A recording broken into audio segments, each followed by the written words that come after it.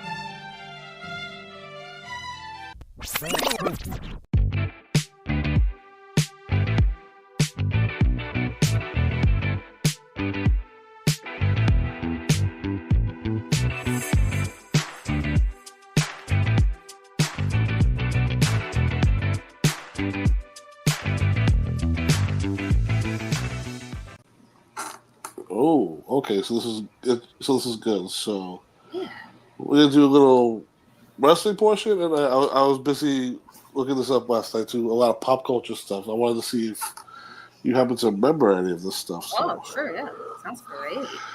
Yeah, and I see that we are rolling, so we are about to start with history and headlocks. Episode, oh Jesus, 16, 17? Something like that, yeah. Maybe in that ballpark, but more or less, yeah.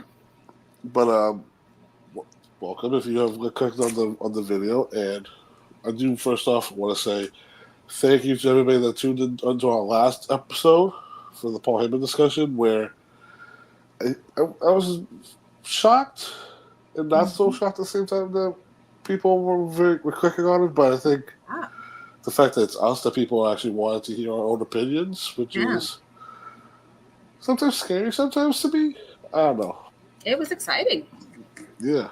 It's exciting to see those numbers. I was like, oh, okay. People were watching and sharing, in my opinion, because, right. Those numbers were basically triple what we usually get. Yes, which everybody should be watching all of our episodes at this point. Yes. And other stuff. Catch up. Yes. And comment, like, and subscribe. Yes. For more stuff. And also there's other stuff on the channel as well. Mm-hmm. So, and we'll just say this. This channel doesn't lack anything. So anything you think of, we probably have it. So. Yeah, literally. So, this episode, we were talking about it before, but your childhood, we're about to go and dive into that. As a wrestling fan, everybody, as a wrestling fan. Yes. I mean, my God, there's so many people out there thinking, oh my God, we're finally going to know what you... No. No, trust me. DM her and see what you get. Yeah, you'll see what you get. A whole lot of nothing. Maybe you catch you at a good time with coffee or not. We'll see. Yeah, sure. Right. Please do not DM people you don't know. Please. Please don't. And the thing with me is I get DMs. I want to say all the time, but it's rare occasions when I get those DMs, and I always play the game of real, not real, because I don't know how to tell. Because I don't know. I want to be trustworthy, but it's also like you can be some random dude in a different country that probably wants my information. So. Trying to scam you, romance scam you, acting like it's some pretty woman. Yeah. Dude in Lagos, Nigeria. Yeah. But we're not here to talk about that. But yes. All right, tell me about the new generation era. Oh gosh, new generation era. My gosh.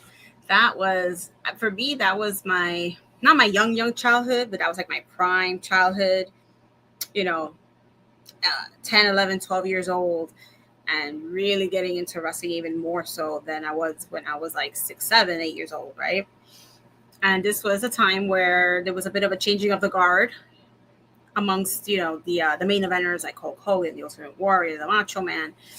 A lot of those guys were either fading out or leaving or kind of just, I wouldn't say retire, but just, I guess Vince didn't feel like he could rely on them as much as he could. He wanted to develop some brand new folks and bring them up and test the waters with them. And with the new era, we saw faces like Bret the Hitman Hart, Shawn Michaels, start to be taken more seriously. They came out of like the Hart Foundation or the Rockers and started their solo runs. And I guess Vince was impressed with them because they got major pushes throughout the years, and we also saw a lot of new faces come in too. Well, all right. So when I say the new generation, I find it weird that it was termed that, because not for nothing, like you said, Bret Hart, Shawn Michaels, I mean Undertaker. Right. There's still some faces around, but like, is that really all that made it stand out from the golden era? Because like you said, because there was no Hogan, there was no Warrior, there was no like they popped their heads back in for like a foot like a step in the pool for a little bit, but as soon as they were in, they were out. So yeah. I mean, we're talking about new characters too that popped up on the scene. I mean, there were a lot of new characters, like Razor Ramon came in, Diesel, even some of the characters that may not have. You looking back, you think, okay, like Doink the Clown. I also saw some folks coming in from, down south, like the Road Warriors came in around the early 90s and became the Legion of Doom and took over the tag team division pretty much. Wow. You also saw some them dabble a little bit back into women's wrestling with Medusa coming in as London Blaze, and you saw like Bull Nakano come from Japan, and also the I guess you could call it the very beginnings of the Diva era with Sunny, right, and eventually Sable and Deborah coming in along the way.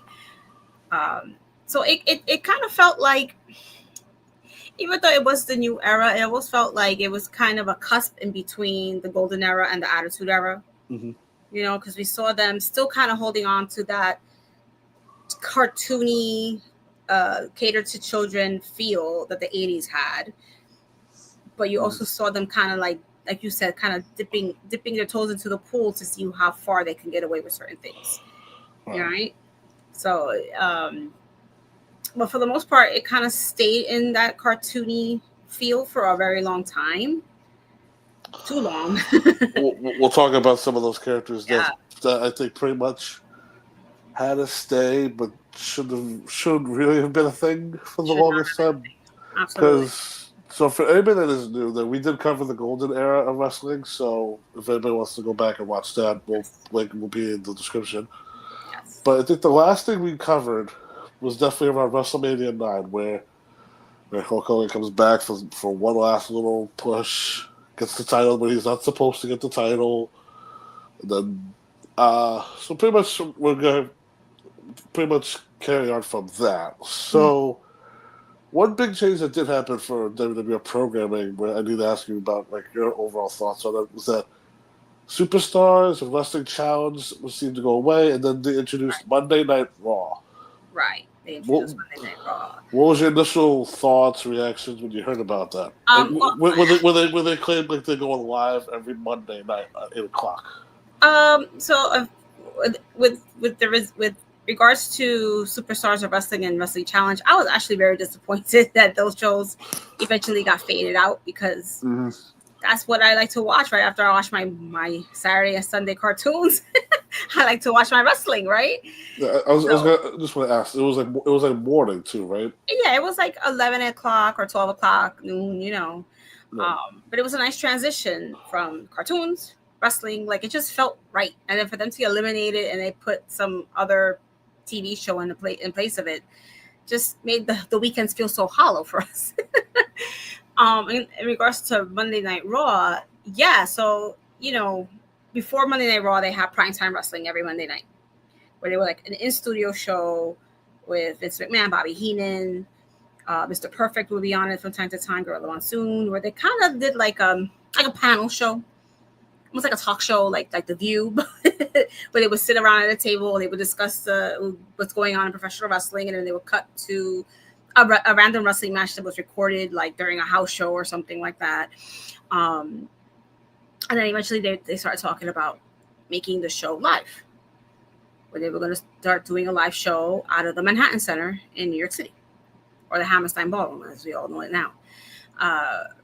So it was really exciting because it's like, oh, this is going to be different, because it's not going to just be them sitting in a studio talking shenanigans and showing these old matches that nobody really cared about, right? So even though in the beginning Raw didn't feel that important, because a lot of the matches that they were putting on still didn't feel like they meant anything. You know, there wasn't that much of storylines going on like that, you know. But it was still exciting to watch a live show with a live audience and everybody going crazy in the audience, you know. So yeah, for the most part, it was really exciting to see something slightly different on TV. Mm-hmm. Yeah. I think the timing of it too, when it's debuting in January of '93, and Right. WrestleMania is 3 months away, and now you have to try to get build a whole new audience and convince, Right. or not convince them, but showcase. Okay, here's the Undertaker, here's Bret Hart, here's Shawn Michaels, here's Doink the Clown, for fuck's sake. Like, and like Razor. And then I want to mention the one new character that they started hyping up in '92, and then he officially debuts around the fall. And not for nothing, let's give the man a lot of props too. I don't know how you want to put it, but he was put in the main event scene quickly. They paired him up with Ric Flair. They were feuding with Randy Savage and Ultimate Warrior, where we were going to get the Ultimate Maniacs, but never got it. Mm-hmm. But Razor Ramon, Right. formerly known as Scott Hall. Scott Hall. How would you describe the character? Because I mean, I think for me growing up too, I mean, everybody was looking at Carlito saying, "Wait, that's Razor Ramon 2.0."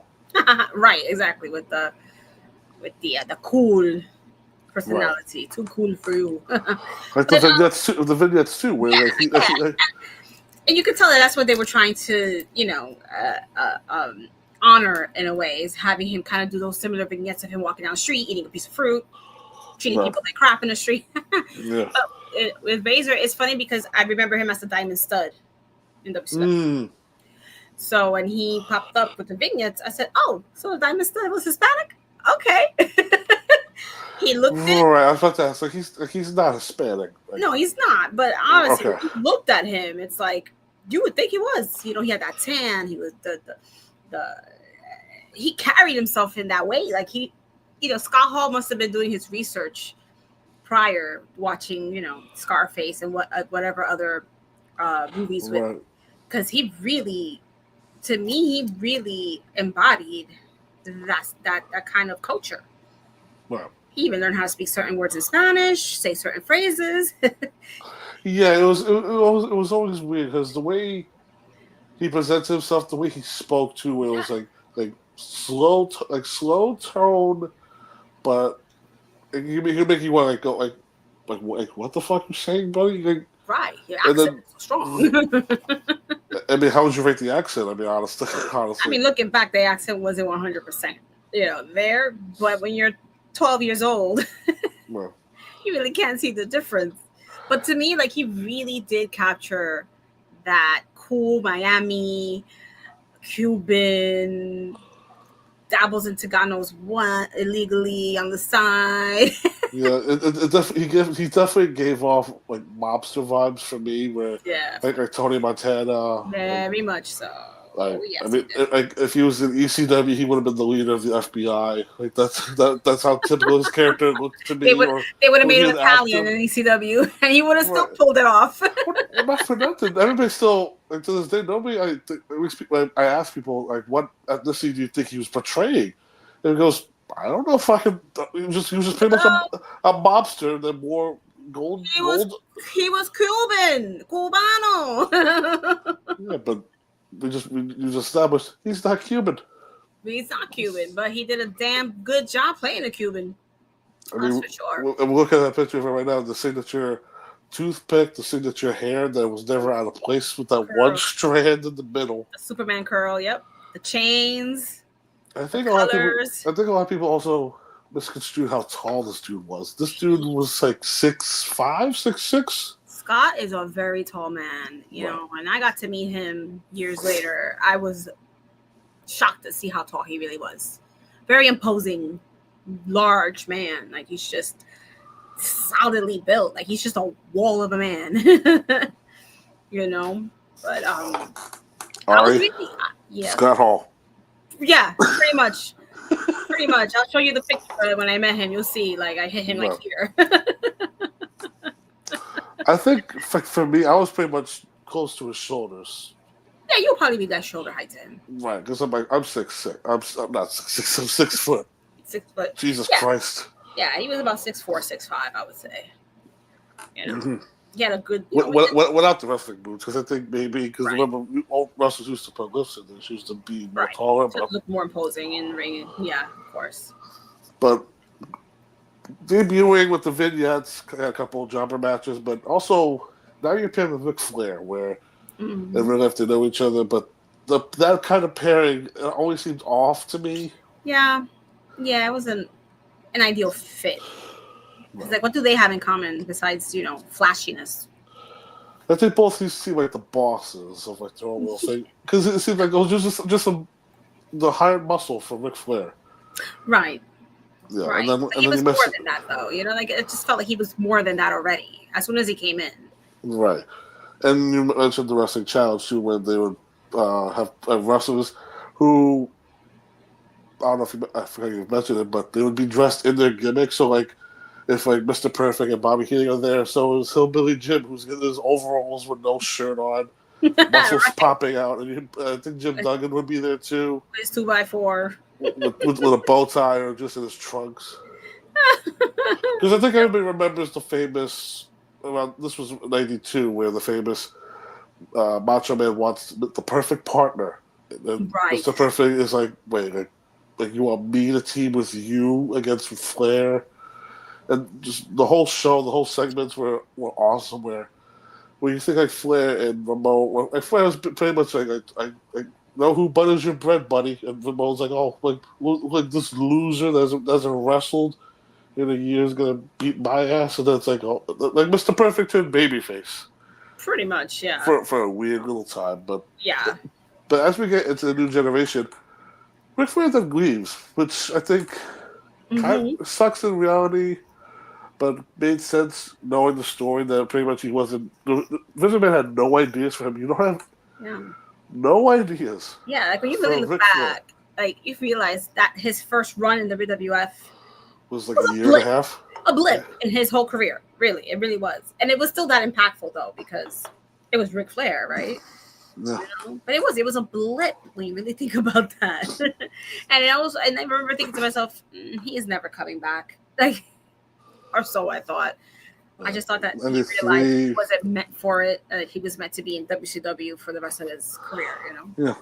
I mean, sorry, but it always seems WCW was his home, and we wouldn't see him again until 2001.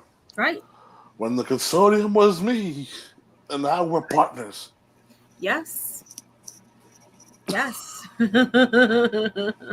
But and then, like you said, like certain characters started going away. I mean, the Road Warriors went away because I don't know if you remember the story from SummerSlam '92, 93, or when one of them went missing.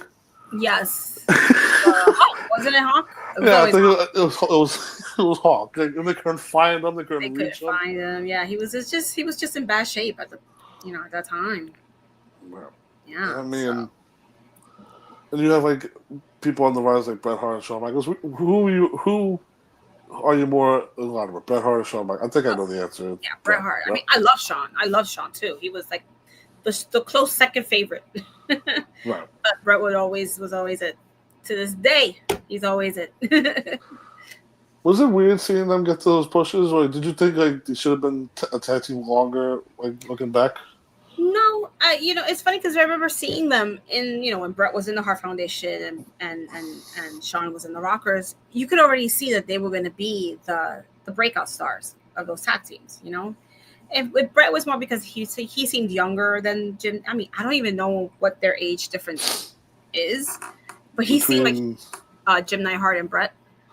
You know, but he just seemed like he was younger than Jim, and we knew that Jim was kind of, you could see he was already slowing down in the ring a bit, and it turned out that he was ready to hang up the boots for a bit, and that was the perfect opportunity for them to test Brett out as a single star. And he already had a few singles matches here and there along the way, and then with Shawn, I mean, there was just no denying when you would see Shawn next to Marty, Shawn was the star. You know, so Bret Hart is 5 years older than Jim. No way. Yeah. No. Oh, that's sad. Right. Oh God. Well, we know. I mean, I'm just reading that. Like Bret's 68 now, but Jim was 63 when he died in 2018. Oh, okay. So he not bad, people. So he would be what, 70 now? 2018 Bret, he died, so that was what? Bret was 7 years ago. 57, and Neidhart. How were you born, buddy? What year was he born? 55. So 2 year difference. So he would have been 70 this year. Right. Wow. But only a 2 year difference either way. Yeah, but you know, Jim always felt like he looked older, man, because he was so big and the facial hair and you know. I mean, and nobody looked like him, but I mean, what a look. When it came to establishing new stars, it definitely came from the tag division because you had Bret, Shawn, British Bulldog himself from the Bulldogs, right? Even the fucking Mountie, right? Jacques Rougeau. The I mean, Mountie. and also, let's be real here too. It's not like Luke or Butch from the Bushwhackers where they get a singles push. No, we already knew back then what role they played. They were just the comedy tag team that everybody got over on. And they stayed a little longer than most of the Golden Era talents. Yeah, they did. They were there to like 95. They did. But along. So we're going into WrestleMania 9 in Caesar's parking lot where we talked about in the WrestleMania episode. And then everybody knows the deal. Hogan wins the belt. Bret gets screwed. Yokozuna gets screwed. Big time. But then by then King of the Ring, which I think is shocking to find out that, or at least knowing how WWE is now, that was the first King of the Ring pay-per-view that they attempted, because it was pretty much the formula of SummerSlam, Rumble, Survivor Series, and WrestleMania, the big four. Right. And they tried with the fifth of the King of the Ring. King of the Ring. And the exploding camera that went into Hulk Hogan's face, I mean, some people wish the explosion was much bigger than it was. So. Yeah, that was so cheesy when you look back at it. Like, really, like an exploding camera. Come on. It left off a little spark. That's all it really did. Right. I mean, also too, is like we also had a new commentator in the mix with Jim Ross. Jim Ross, yeah. Where, if you did watch WCW, when he switched over, his voice, very distinct. You could catch him. You could point him out in the crowd. So yes, you can. So Hulk Hogan fucks off with the explosion in his face, and now it's pretty much okay. New people, right? New crop. Bret Hart is about to go for the world title and be the big star that he's supposed to be again. Mm-hmm. Jerry Lawler comes out of nowhere, right? Because God forbid Bret Hart wins the King of the Ring tournament. Jerry was like, "I'm the only king. I'm the real king." Yeah, I think you've talked about the Burger King. It's so funny watching old stuff where the wrestler would start to chant, and then all you hear is the kids chanting it back, like Burger King, Burger King. But what a time to be alive! And you said you knew who Jerry Lawler was before. Yeah, he showed up. I had seen him in like the magazines. I hadn't seen him wrestle, right? Because I wasn't able to access any of the Southern wrestling like that. Mm-hmm. Didn't really get that up here in New York, you know. But I would see him in my brother's magazines because my brother bought all those magazines: PWI, WrestleZone, The Wrestler. He had a collection, so I would, leaf through them, and that's how I learned about Jerry Lawler. Right. And I was like, who is this guy? A little corny looking. And like he was old back then. Even back then, like He was already. And he really wasn't. He just looked it. You know? I mean, and just, it seems like he's done so much already at that point. This is 93, 94. Right. We're It's the 70s. first talking about. Right. Where like multiple time world champion, done so many angles with so many people, Yes. fought so many mythical monsters that he created out of his fucking And like office. and for him to have achieved all of that while still staying limited down south was amazing. Which is an interesting thing you bring up, where it's like over here in New York, in the New York territory, Brett would be the face and Jerry would be the heel. It was reversed over in Memphis, and Brett talked about how like he hated Memphis sometimes to go down there, where like he did. Like, it wasn't like it wasn't like the people's fault, but it's just that he went down there. It's like, oh, it was just like so carny, or it was so like low rent. Could imagine. Plus, it was Lawler country, so you know. Yeah, I mean, it was the new generation also introduced old characters back then. I mean, Bam Bam Bigelow made his return. Came back, right? Where when the first thing you look at with him is the flaming skull on his head. Yeah. Badass. And then you have any other characters that stuck to your memory at the beginning, because the one character where like when Demolition had a third man and then they repackaged him as a Hawaiian Crush. Oh, Crush! Yeah, I love Crush. I really did. I mean, it was weird seeing. Actually, no, he wasn't with the Legion of Doom. He was with Demolition. Yeah, with Demolition. Demolition. It was with Demolition. And that felt weird because Demolition was like, did they need a third guy? No, they didn't. So.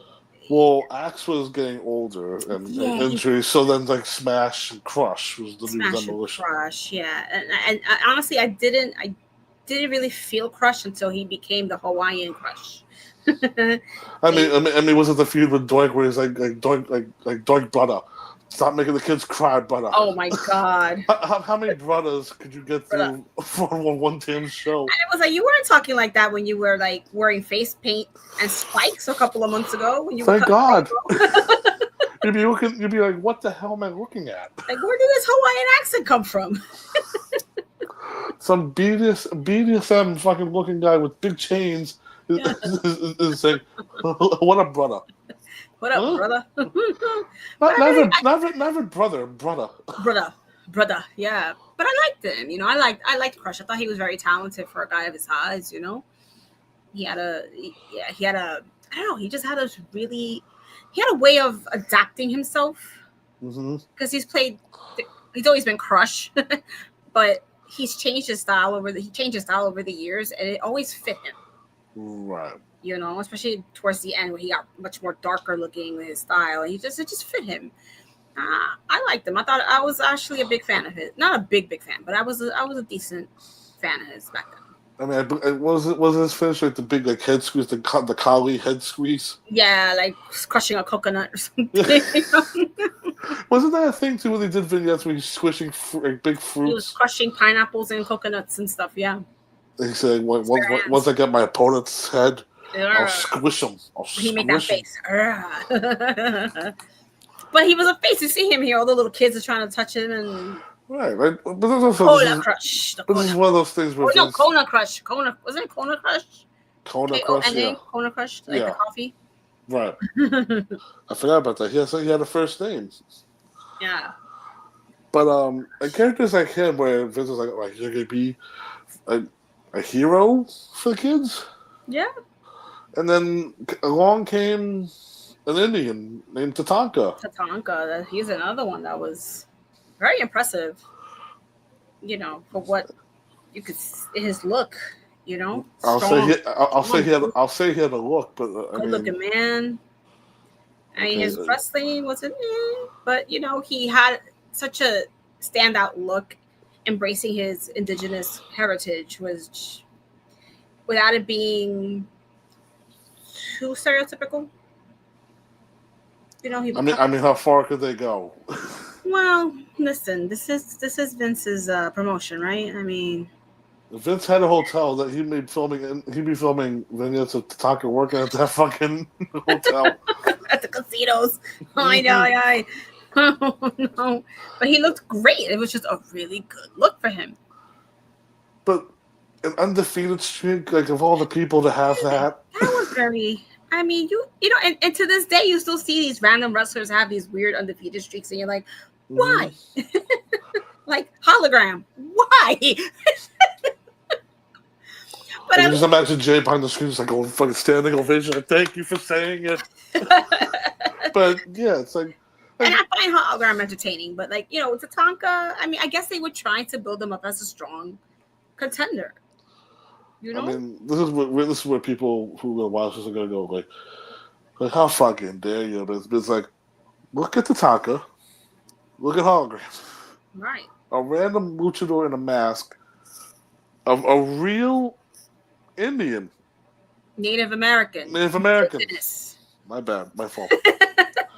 Native American. Yes. Because I mean, did he also? I remember one pay-per-view where he was fighting Rick Martel because Rick Martel stole the feathers. He stole his feathers. Yes, he did. And the amount of times the amount of times he mentioned his tribe, his feathers, in one promo made you think like he's talking about the Royal Rumble where I'm gonna toss 29 men over the top rope. I know. Oh my god! Listen, I mean.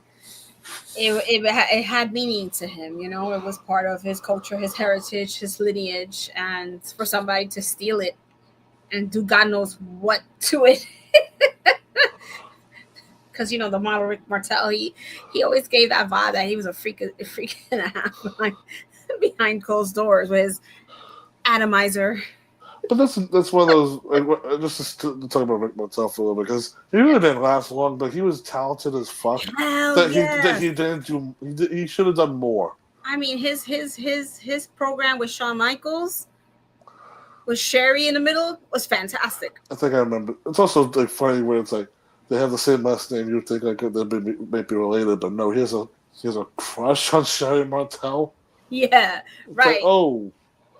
Okay. He wanted Sherry, and Sherry was conflicted between Shawn and. She always cracks me up, though. Do you remember the stipulation for their match at that SummerSlam? No, you can't hit their faces. You couldn't throw a punch in the other one's face. Yes. Because they're too gorgeous. They're too gorgeous, and Sherry was like, oh my god, they can't hit each other in the face. She was freaking out the whole time. And she walked out with the gigantic heart-shaped mirror behind Shawn. And no, the best was at the end when each guy's trying to take it to the back and they're knocking each other over. She's taking big bumps, like rolling down the Yes. Like, oh, Sherry, get out of there, girl. Ain't worth it. So we have characters like that, and then also another character that came down south, who only came in for the World Bodybuilding Federation, but unfortunately, a motorcycle accident delayed that, and he comes in as a Narcissus. Yes, Lex Luger. The amount of people I could expect in 93 and 94 be like, what the fuck is a Narcissus? I know. Because the way Bobby, the way they always said it too, they would say it's so fast. You look at the spelling, sometimes they would get it wrong. It's funny because like his gimmick was literally just him posing in a mirror. That's it. That's all it was just this big strong dude, Lex Luger, admiring himself in the mirror. Like, we already have Shawn Michaels doing that. We already have the model Rick Martel kind of doing that. We need another one doing this too. But the fifth guy on the roster needs to have a mirror. Really? How vain are all these guys in WWF? Shit. Well, around this time too, Vince was on trial for steroids, but right. But all right, early thoughts on, because we're going to talk about the Lex Express, but early thoughts on when you first saw Luger, was he one of your guys? Do you have a look? No, I mean, I never, talented. Dude was talented in the ring. I'm not going to sit here and act. I mean, I saw his work in WCW, obviously, and he put some really damn good matches on in WCW. And I felt like I never felt like I was a fan of his. Like, if I had to pick Lex Luger over Sting, I always picked Sting, right? That was my boy in WCW. And when he crossed over to WWF, it just didn't feel right. It just never felt like he fit in. Well, remember, like, he was only brought in to do the bodybuilding federation thing. Put that over, which was stupid. Whatever. I mean, knowing Vince, he probably would have given this man first place every time. Of course. But it just, I don't know. Just looking at the picture of him, it's like nothing really stands out. Like, I mean, like, everybody on the roster at the time had a body. Right. You had a bunch of big guys already there. His style, his gear, nothing besides having a big cape. Like, it just didn't stand out. Like, especially if there wasn't a true story behind him other than he thinks he's really good looking. No. I works hard in the gym. Like, really, like, there was no substance to his character. And then he also he had a plate in his arm too that would knock people out. Right, he had the plate and he would do the forearm. Right here he had it because he had the surgery to repair it. Right. So that was a big thing because everybody's like, oh, it should be covered up or whatever, and yeah. I think the other thing too that I think you're neglecting or forgetting is, like, usually when you throw a punch, you're quiet, but he would sell his own fucking moves. Yes. There'd be compilations of Luger's going, He was always loud in the ring. Very loud in the ring. It's like, tip. Hilarious seller for in some people's cases where, like he just comes in the back, he'd be like, ow. I know. But hey, listen, I mean, I'd rather somebody oversell than undersell, you know? I guess so, but then just like to think, like, we have all this, and Undertaker's still around, who I think at this time, I mean, was still becoming top guy. I think he was definitely. He came in at the end of '90, so 93, 94. Yeah, he was really coming into his own at that point. Really evolving the Undertaker character from just this walking zombie to a character that actually has words to say and thoughts and motives other than just stomping around and being led by a urn, you know? Right. I think it's crazy how his promo style, overall presentation changed with him, where it's like, where back then, if like he was, let's be real here too, he had the whole stigma of he had to fight the new monster of the week. Where like Harvey Whippleman would be like, "Oh, that son of a bitch! I'm gonna get my own scary monster." Got Giant Gonzalez or some shit. Here comes Kamala, like some random ass nonsense. But you'd see Undertaker in a little shack in the woods or wherever the hell, like a funeral parlor it's meant to be, and he's making his own caskets. Making caskets. Paul Bearer, like to do describe like, "Oh, it's nice, like leather. It's gonna be nice and comfortable for you, Kamala." and it's like, years later, he'd be in dark, like basements or like in the boiler rooms cutting promos. Right, and like a human bat.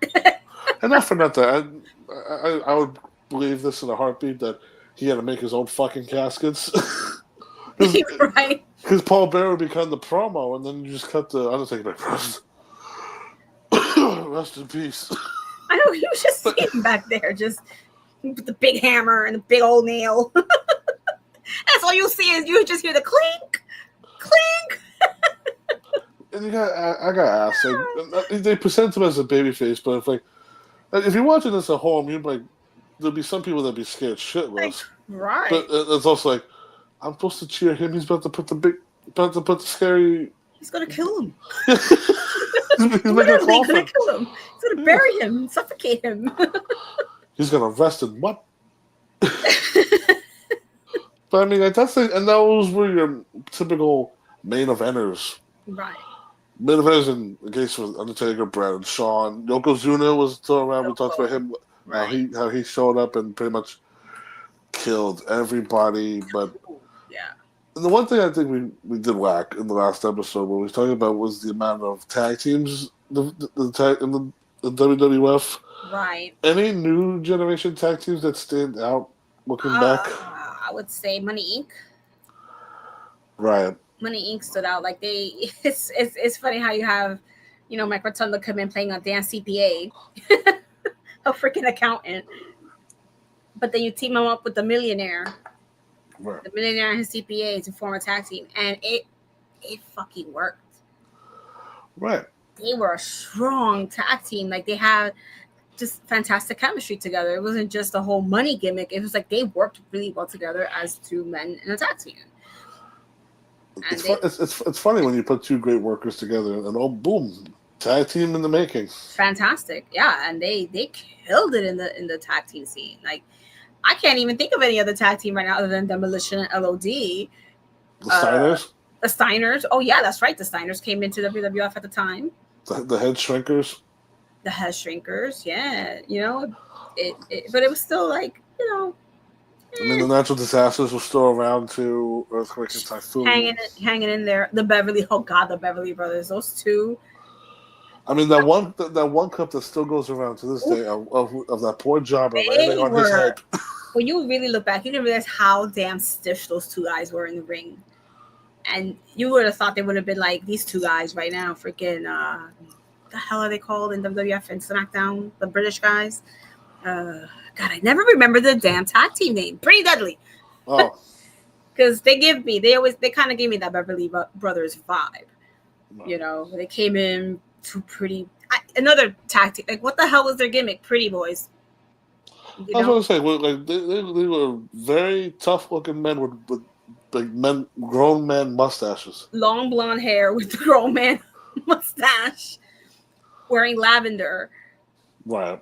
And no other color, just that. Just the lavender capes and the lavender tights, and they looked very androgynous in a way. And they had a manager who was the Genius, and that was it. Yeah, and that was pretty much it. And then they were pretty much on their own. Yeah, and then they were just stiffing the freaking poor jobbers left and right. I mean, the Mountie came back, but he wasn't the Mountie anymore. Him and PCO. Right. The Quebecers. The Quebecers, which is so random. Like, I think the mounted police actually said something to them about not using that term, so they had to drop it. Well, remember when the Mountie had to go over to Canada, they just referred to him as Jacques Rougeau. They never said he was the Mountie. I mean, I'm hoping they can find the song, but when they were Quebecers, it's "We're not the Mounties." Yeah, they had to change the damn song. Right. But they always get their man. And not for nothing, when you saw the Quebecers, you saw a young Scotty Flamingo that would be Raven. The new Rockers, no, please, no. That was terrible. Leaf Cassidy and Marty Jannetty. Friggin' Al Snow. I mean, I'm saving this tag team for last because I think just once I say this tag team's name, there's going to be a reaction or a visceral reaction. Men on a Mission. Oh my God, Men on a Mission. Mo and Mabel. And Oscar. Who was the worst rapper in the damn world. Oh my. Thank you. Horrible. But when Mabel took that mic and started freestyling one time, it was like, And for everybody that's watching, what did Mo do? He just stood there. He was just Mo, looking like Mr. Professor. He was just fucking Mo. But a young Mabel who everybody might know better as Viscera, Big Daddy V, and that dude, like when you talk about like Yokozuna was big and fat. I mean, Mabel was big and fat. Mabel was massive. I don't think did I see him around in person? I think I did, and I was just like a fridge, like those double door fridges. I'm surprised if anybody you didn't meet ever in your life. I don't think I met him, but I saw him like from afar one time. You know. You know what? I never thought I'd have to say this, but I miss Matt Travis every day. I miss him as much as I do, but Mabel creating the capo kick. this fat bastard rolling and kicking people in the head. Dude, yeah. Look at him. Look at those colors. That was such early 90s goodness right there.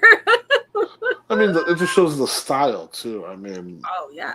I mean, look at Oscar's outfit. That big ass shirt, big ass pants, purple.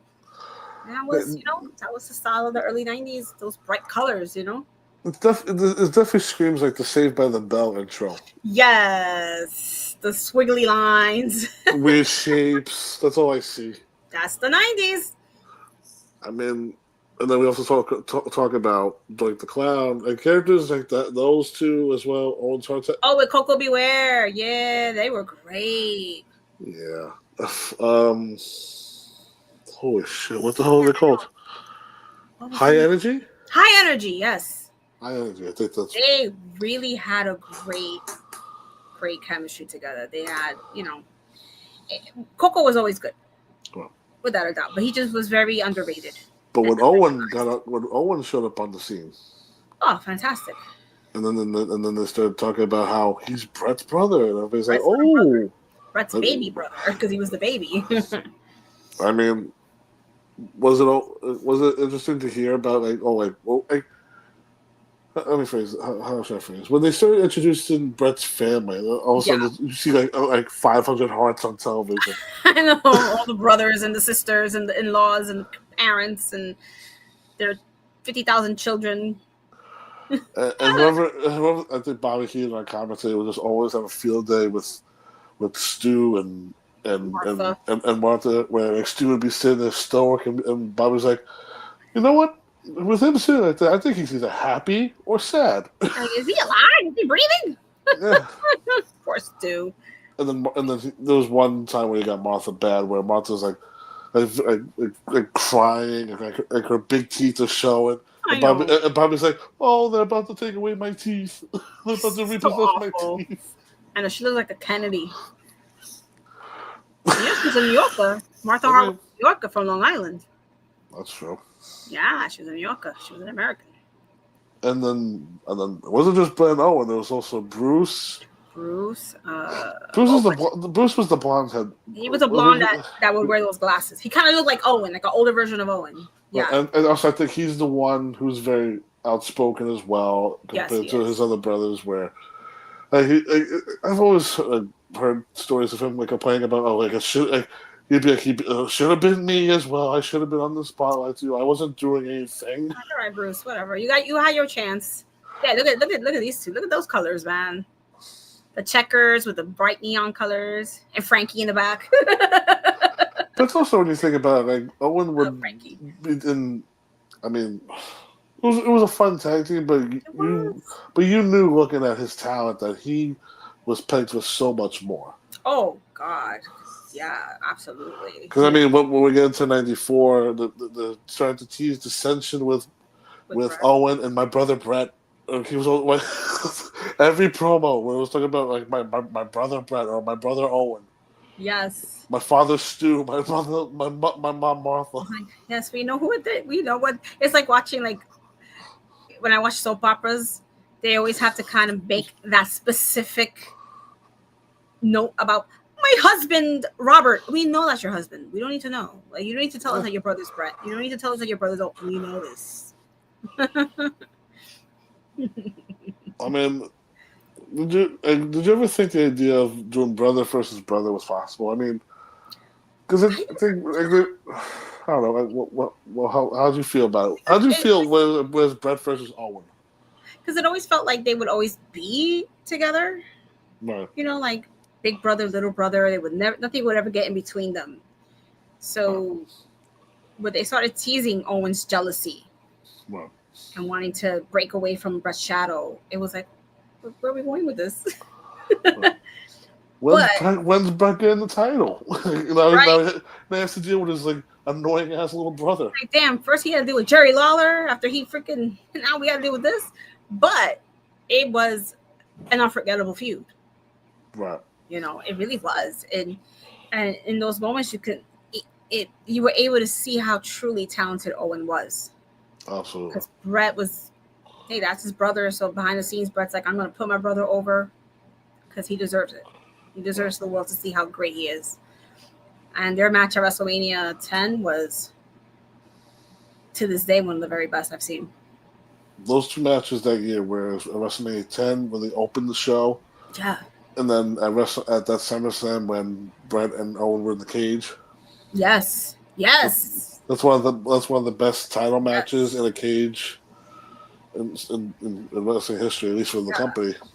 And that's how you like nothing like Like, I don't want to bring it up, but when Jimmy and Jay had their match last year, it was like, God damn it, you couldn't have the Home and Brett chemistry in the ring.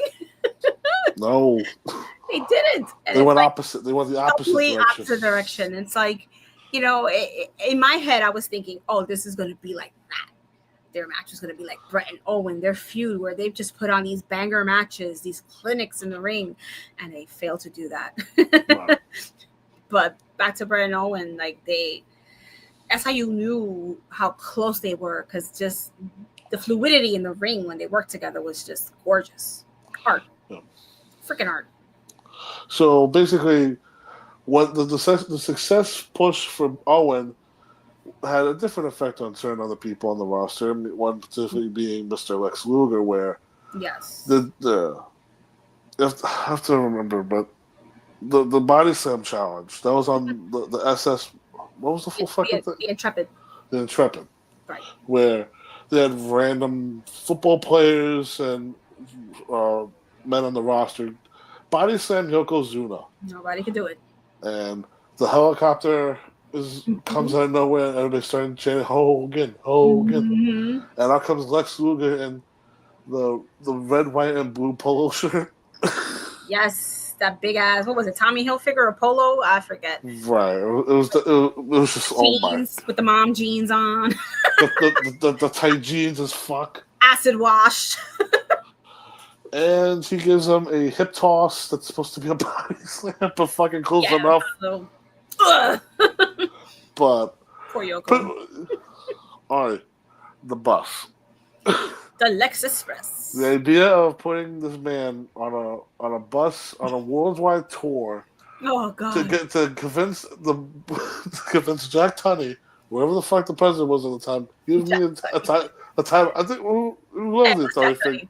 Yeah, the authority figure. Give me a title match with Yoko at the pay-per-view. Right. It's like, really? We had to go this far? You had to do a whole tour?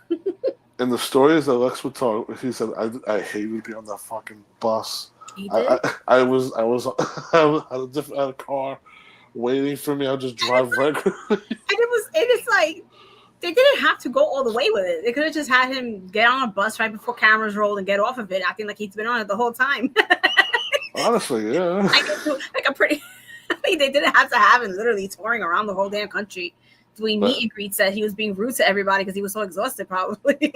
Right, and if you think about it too, like for us, it'd be like, oh, we get a bus where we don't have to drive around. We get driven around by somebody. But you have to live out of this bus. And what was Lex Luger's hobby? Bodybuilding. He wanted to work out. So half the time when he's going to the gyms, there's people.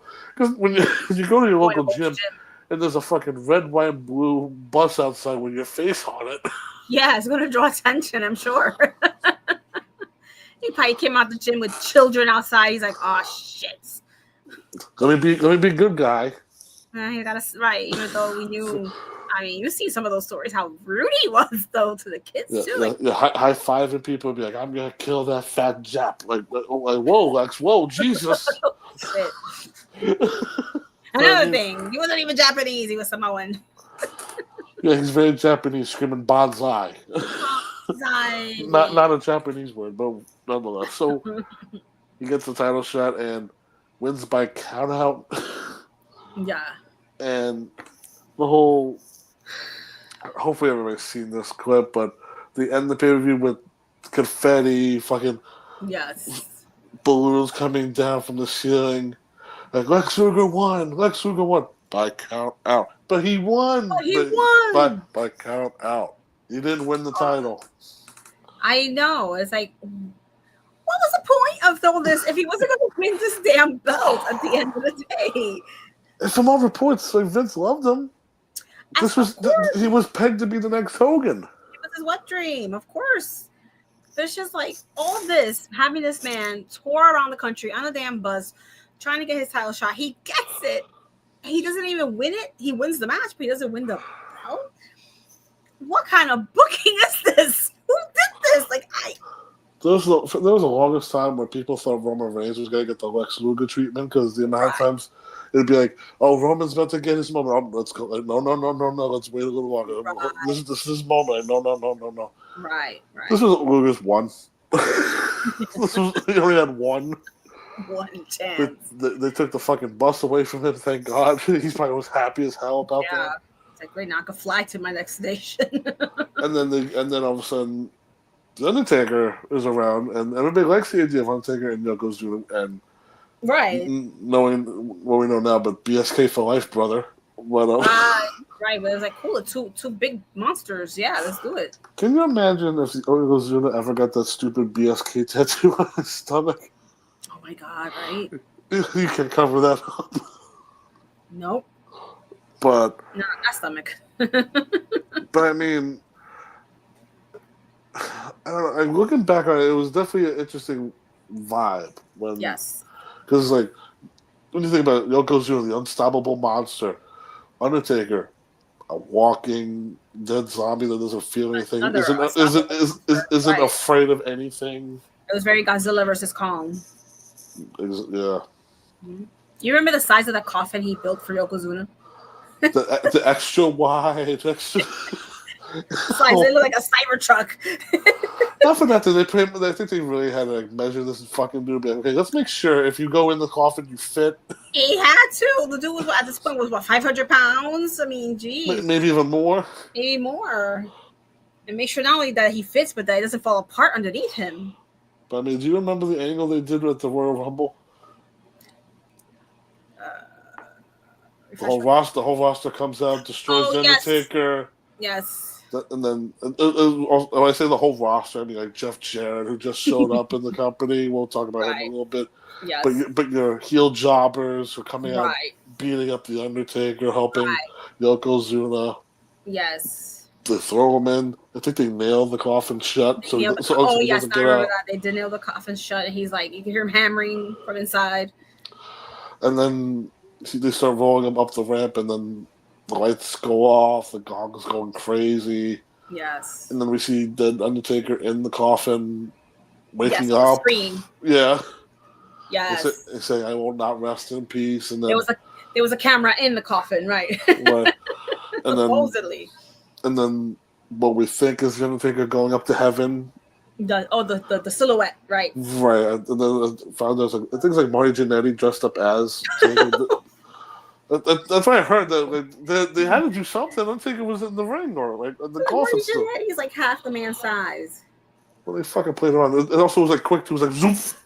Giant go all the way up to the. They could have just gotten a dummy to just dress him up like a dummy, like the Undertaker, and they put an actual human being in there. Propelled him into the freaking rafters. Listen, they got to the part where the Undertaker goes up to heaven, and then they said, "You know what? Let's fuck it." But why would the Undertaker go to heaven? Wouldn't he go to? Because he did good deeds, I think. I mean, shouldn't he have gone down south? All right, this is a wrestling show. Why are people going up into the sky? South of heaven, you know what I'm saying? Like, I know. It's a wrestling show, that's why. But you're supposed to be fighting for titles, not going off to heaven or hell, depending on what you do. Because then, let's talk about the summer. Because like I saw the Undertaker at my local playground, or I saw him buy a bunch of coffin-shaped donuts. Do you remember these stupid things? Yes, it was so stupid. And they brought Liam Neeson in, of all people, to solve the mystery of where the Undertaker is. Yes, that was ridiculous. Almost something else. I mean, like, the new generation just pretty much tried anything and did anything and just didn't give a shit. They didn't. They were like, listen, this should entertain the fans for a little bit. They're gullible enough to fall for it. It really did. It was literally them just throwing shit at the wall to see what stuck. Shawn Michaels is on the rise. Now, this is one of the better ideas that they had was he needs a bodyguard. Right. He has a best friend from Detroit, Michigan that wants to leave WCW and is on his way over. And I'm going to say it the way Shawn did it in his debut. He's like, big man, Diesel. Diesel. the diesel that the Mack truck go. Right. The fuck did you say, sir? Yeah, Shawn was. But he was on that good shit back then. So I mean, yeah, he was definitely on something. But overall, thoughts on Mr. Kevin Nash or Big Daddy Cool Diesel when he first came on the scene? I've always loved Kevin Nash. I know a lot of people feel a certain way about him, but there's always been something about him that, even when he was freaking Vinny Vegas in WCW, Or Oz. Or Oz. Oh God, Oz. That was even worse. But when, there was something about him that always stood out to me. And obviously not just his size, but he's not obviously not even close to being the best in the ring, but he just had this vibe to him, right? No. When we talked about Razor's height, I mean, Kevin Nash, he's a legit 7 feet former basketball player. Gigantor man, right? And I like the concept of Shawn Michaels having a big ass bodyguard, because Shawn Michaels would be the kind of person that would think he was so important that he needed a bodyguard, right? Right. Because Sherry was basically his bodyguard, technically. Right. So he came in, as Big Daddy Cool Diesel with the big, the theme song with the her. Well, remember his first theme song was just the fucking the diesel truck just revving up my head. The engine. It's so weird. And they finally added like a little bluesy background to it. Right. Like, all right, that's a little better. It fit him. He had that swag to him, like. But what about the name Diesel? Did that ever be like, wait, no way, first or last name, just Diesel? I liked it. I actually liked it. It was just one name, Diesel, like that. Like he looked like the kind of guy that would be a bouncer at a bar in the South or in the Midwest, a motorcycle bar, and that's what people would call him. Oh, you gotta talk to Diesel over there. Who's Diesel? That guy over there. You're like, oh, okay, that's Diesel. The funny thing is, I think Kevin was a bouncer. Yeah, of course. And then came from Shane McMahon. Okay. All right, Shane. It worked. It works, because to this day you still call him Diesel, even though we already know him as Kevin Nash. But you still be like, "Oh, Diesel." Well, it's always a Big Daddy Cool Diesel. Big Daddy Cool, yeah. Big Sexy. Then eventually. I mean, also when he debuted, like the amount of times he would adjust his glove in just one sitting, you'd be like, "Oh my god!" Like he has an infatuation with the glove. But that was his thing. Like it was like he was like, Diesel stronger built in the night. Okay. Still means that to this day. Like, oh, that dude is Diesel. I mean, this is like, and also let's think about it too. Like, the whole new generation is 3 people that are best friends. Right. What could possibly go wrong? No favoritism there. Hey, no Sean, locker room politics there. Hey, Sean, how much did you make at the last pay-per-view? You what? Mm-hmm. I'm gonna stay here. I'm gonna get more money out of this company. Of course. The amount of horror stories that you've heard too, like the quick taking over. Yeah, the basically the bullying, I mean, let's also talk about the other 2 members, because there was 5 of them. There was 5 of them. But first one is little kid from Minneapolis, Minnesota. Was very skinny. Tiny little thing, yeah. Had so many wrestling names out the ass until one night he just beats Razor Ramon 1, 2, 3 kid. Right. Him and as just the kid. He became the 1, 2, 3 kid, and blew everybody's mind away with that one. But he was good. The kid has good. It was something we weren't used to seeing.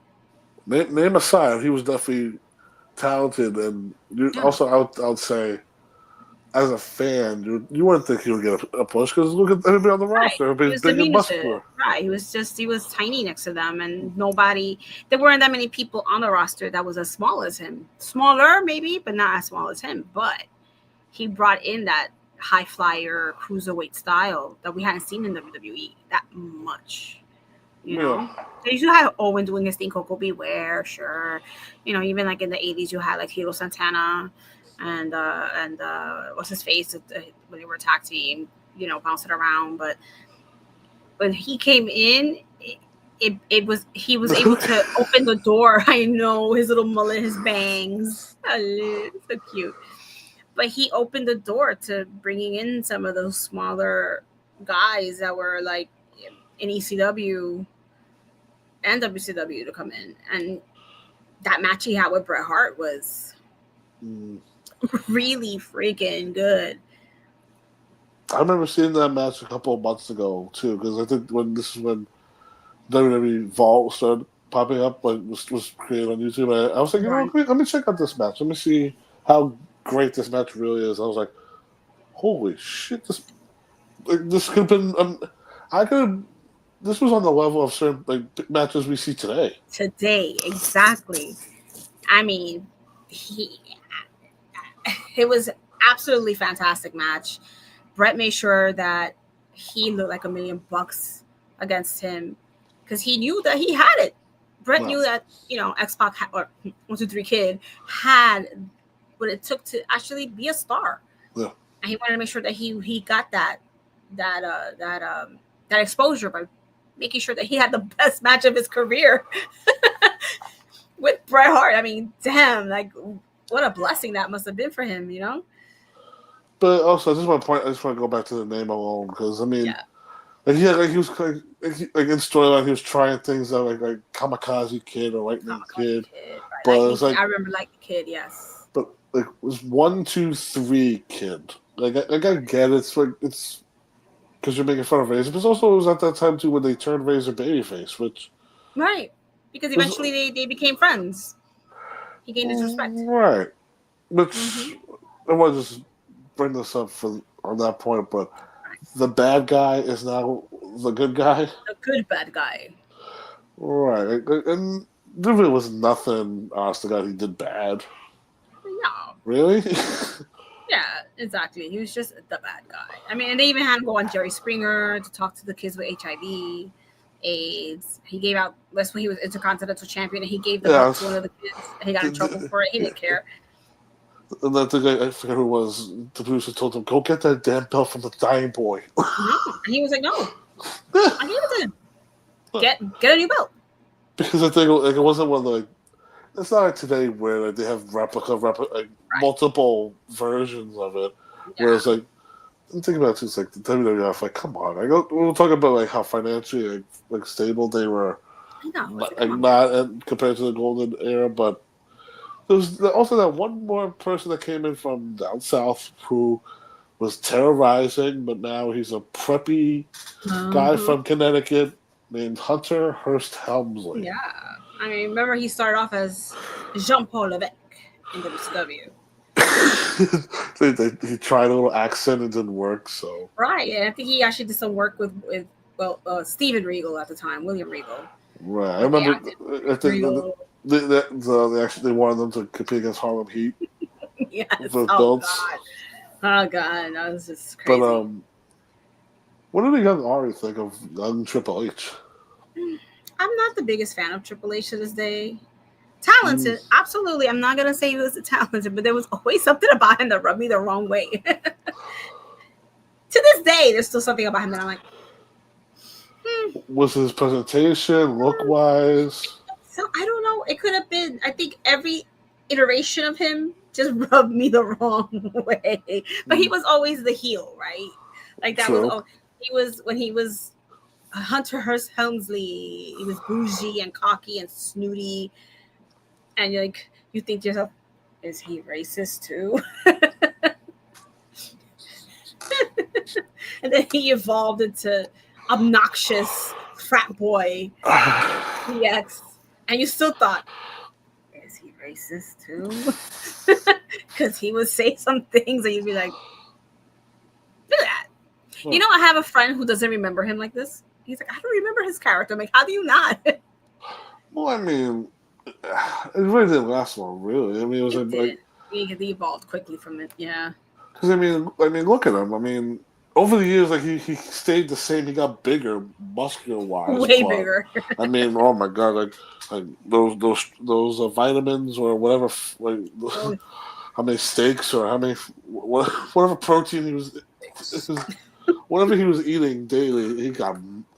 I mean, shit, I wish that shit would work for me. Yeah, you know, I always, whenever I see a wrestler like Brian Cage or Claudio, I'm always like, what are they eating? Every week they get bigger and bigger. But I mean, a guy like this who grew up in Boston, which is funny enough because he's not from Connecticut, but Bill's from Connecticut, with ties, Greenwich, Connecticut. Somebody explain this character perfectly, where it's like a rich snob who got bored, so he decided to become a wrestler. Right. Like, let me just break my body for the hell of it. Right. I mean, look at him, too. I mean, like, he would tie his hair back with, like, a ribbon. Yeah, he looked very Lestat from Interview with a Vampire. He'll walk out with a cane sometimes, like suit jackets. I mean, Oh yes, a and little, like a little. and his entrance music too. If we're gonna be fair, great entrance music with Fizz because in WCW. I need to show you this. Like he would have opposite music where it's like, "Oh, I'm this rich guy from Britain." Like,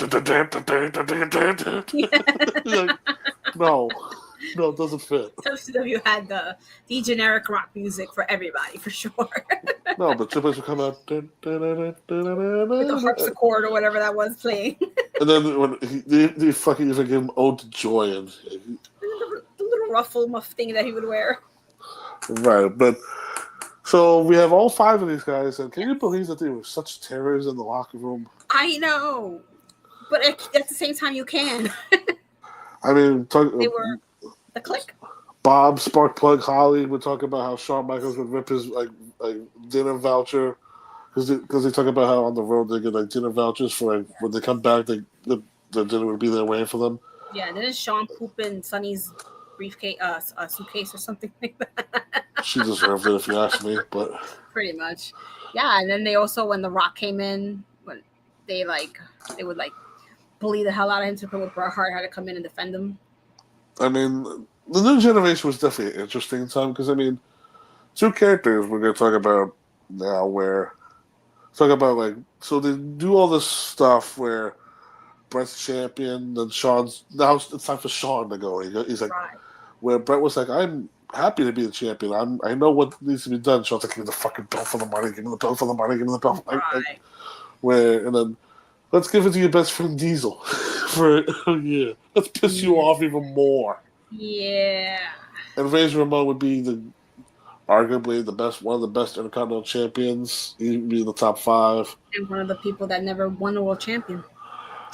Like why do you think that was? I don't know. I will never, to this day, that's one of the biggest mysteries of my life. Why did they not give Razor Ramon the world title at least one time? It's like there was definitely moments where Scott was like, "Give me the belt, give me a chance," and the company's like, "He doesn't want it." I mean, Jesus, like what did he have to do? How far did he have to do? The dude had the look. He was putting on fantastic matches. Those ladder matches he put on, come on. They were fantastic. The dude should have been elevated to a world champion at least one time in his career, and they never did. Like, made no damn sense. I think it had to do with all of them like being quickish. Maybe, but then again, why did Diesel get the freaking title? He should. I'm sorry, I love him. Never should have been world champion. I think to this day, Kevin Nash would say that. Kevin Nash says that on the show too. Like, even like in WCW, he'd be like, "Why the fuck are you giving me the belt? I don't want the belt. I don't want the responsibility." Yeah, he never really wanted that. He just wanted to be a freaking jackass in the back.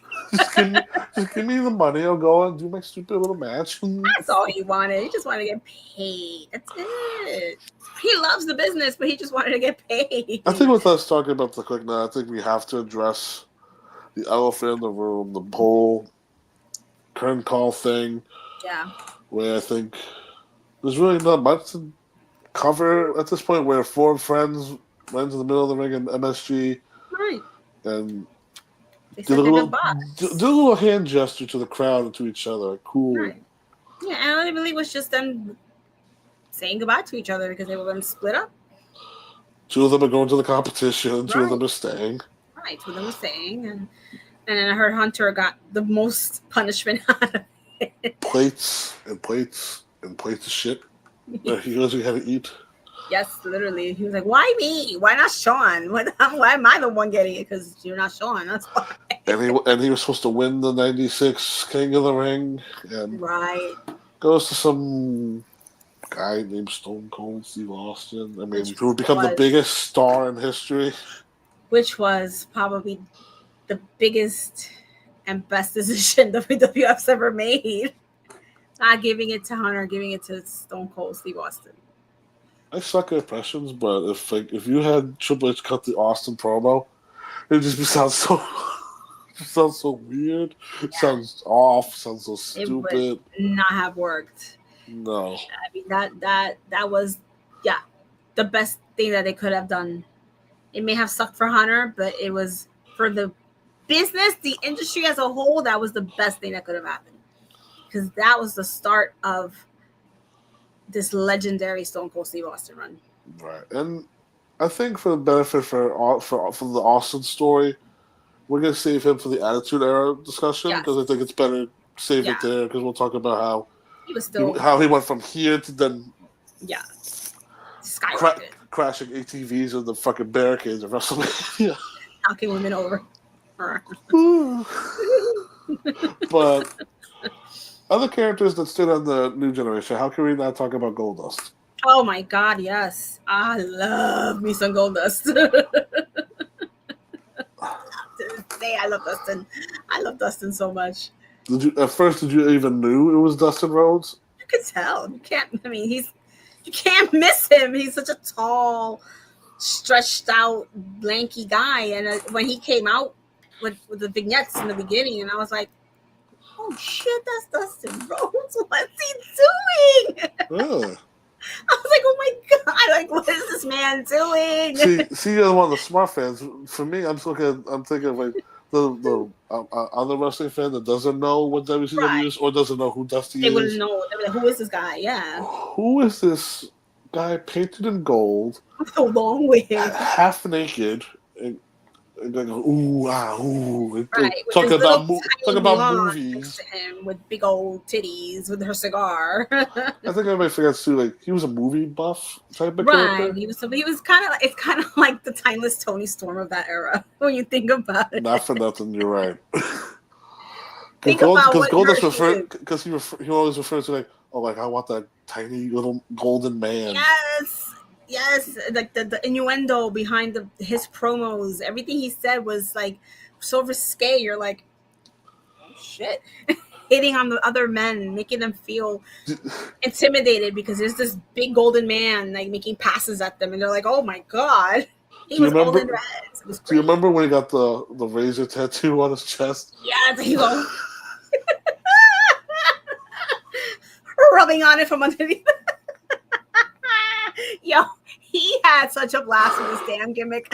Even though I'm sure in the beginning he was like, "What am I gonna do?" Oh no, he famously. I remember he's told the story so many times, but when Vince was on the phone with him and Vince was talking about like you need to be androgynous. Like Dustin then said, like, okay, like then I get off the phone. What does androgynous mean? Like, I'm supposed to be androgynous. Because like he had no clue what he was like.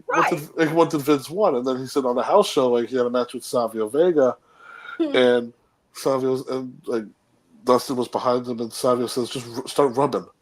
And then so he started doing the hand things, and then he backed away, and the crowd went, "Oh, what did he just do?" Yeah, it's like, what is he doing? But he had such a blast. I mean, you say he had a blast, but Razor Scott really at the time. And everybody likes to say, like, oh, that was the final straw. That's why Scott left. But like, I remember hearing a story that Kevin Nash told where they were, like, on the road together, like, driving from town to town. And, Scott's there just talking to him, and Scott starts putting his hand on Kevin's leg, and it kept going higher and higher. And he was like, what are you doing? He's like, oh. Like, that was just his way of, like, entertaining. So, they were... I also remember like Scott like addressing the feud because he said like enough enough that like I love women, like I'm attracted to women, and I'm not against the gay community or anything like that, but it's like I never really wanted to present myself in that way where because he's talking about his character, he's like I have the machismo, like I'm not I don't want to be machismo for the guy over there in row 2, like, but because it was awkward for him too, because like he respects Goldust, Dustin. He respects Dusty. Dusty broke him in, and he has to work with his kid that's doing this odd gimmick, and they have to try and make it work. But it worked. It was a great feud. It was supposed to go all the way to Mania, but then Scott put in his walking papers, and then here comes Roddy Piper, and they reenact the OJ thing. Yes, that freaking brawl that they had. It also reenacted the Hollywood backlot brawl. But it also reenacted the scene from They Live, that movie that Roddy Piper did about the aliens, where he had the crazy street fight in the movie that lasted like 15 minutes. I swear to God, it was a full-on wrestling match in the movie. You're like, when is this scene gonna end? And they were just killing each other. And that's when I remember that match they had when they were outside beating the shit out of each other, Goldust and him. Like, that's what I remember. Like, oh, this is an homage to the They Live movie. It has to be. But I think you have to watch that movie. No. As cheesy as it is, you have to watch it. But I think just like for me, I just remember the whole aerial shot of the car. It's like, it was pretty much shot for shot. Yeah. And then, the chase. This is at WrestleMania too, so it's like, I know, like I said, like, it was supposed to be Razor and Goldust, but Piper comes back, which was also weird too. Where it's like he comes in now, and meanwhile he was in the old era. We're supposed to be in the new generation. What the fuck you doing? And then pretty much, and then the whole gag was Goldust is in lingerie. Yes. And that weird black corset thing that also too is like, this dude's 6'6", he's from Texas, and you have to find the female corset or whatever the hell, find something that fits this fucker. Or get it custom made, because you can get them custom made for your shape too, you know. Yeah. That was one character. I mean, another character we can't forget about, Vader.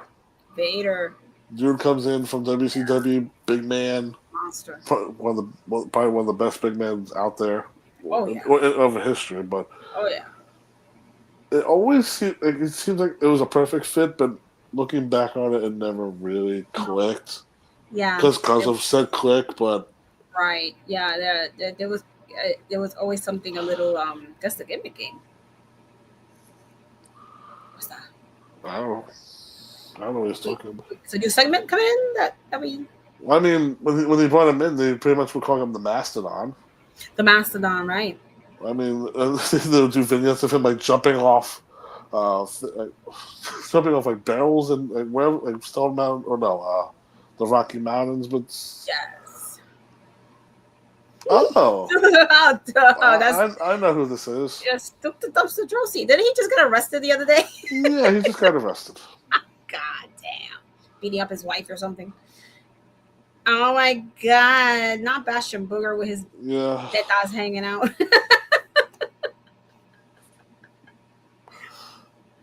Let's rip Hunter Helmsley. Hunter Helmsley, yeah. I wanted to throw that out there for Bastion Booger. Do you remember what the first gimmick they gave him was? His first gimmick? No. It was a monk character they gave him. Oh, right. Yes, he had the freaking shroud on and everything. Yeah, that was so weird. Like one of those weird ass gimmicks. Oh my God. Knuckleball Schwartz. Yeah, freaking. Like he was an interesting and integral part of the business though, because he helped put a lot of people over in that ring. Yeah, Brooklyn Brawler, for everyone that doesn't know who that is. The Brooklyn Brawler. He was basically like a coach backstage when you think about it.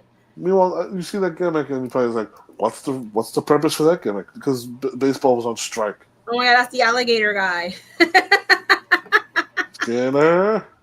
Yes, Skinner. He had the freaking claw on his chest. That was so gross. I'm just trying to think, oh my God, what the hell is his real name? Because he's the one that ran FCW. Yes. He's pretty much the reason why guys like Big E or Heath Slater. Oh my God, was he like the Goon or some shit? Yeah, this was supposed to be Chris Jericho.